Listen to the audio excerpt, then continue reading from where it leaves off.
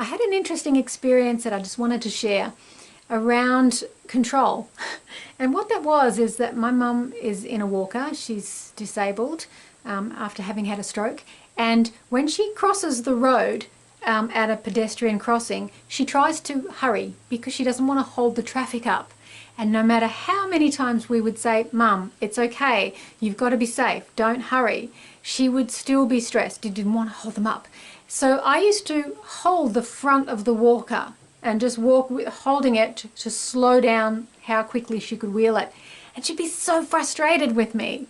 And I didn't feel good about it because, yes, I had a responsibility to look after her, but I also really respect her autonomy and what she chooses. But I also choose not to scoop her up off the road or call an ambulance or whatever I don't want to have that experience either.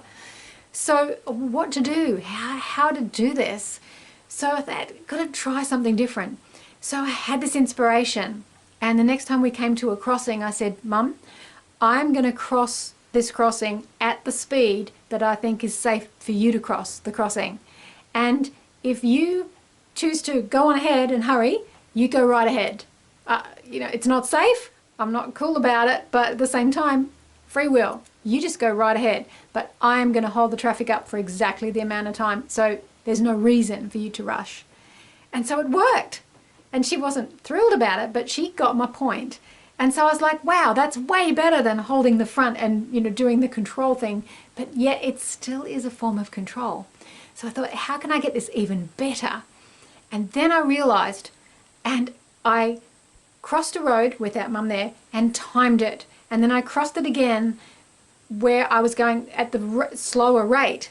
And I worked out that the difference was 5 seconds.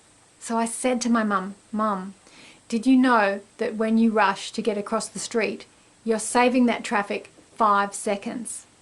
And is that 5 seconds a big enough inconvenience in their day when it's a pedestrian crossing and they can see you're disabled, and when they want to cross the road, they hold traffic up. And by the way, if you had a fall in the middle of the pedestrian crossing and we weren't going to move you and call an ambulance, you're going to hold them up for, half an hour. So really, is that 5 seconds worth it? And she laughed and she got it. She got it. So that reframe was the pinnacle. I was very happy with my progress to that point, and it was getting better each time, but that was the clincher.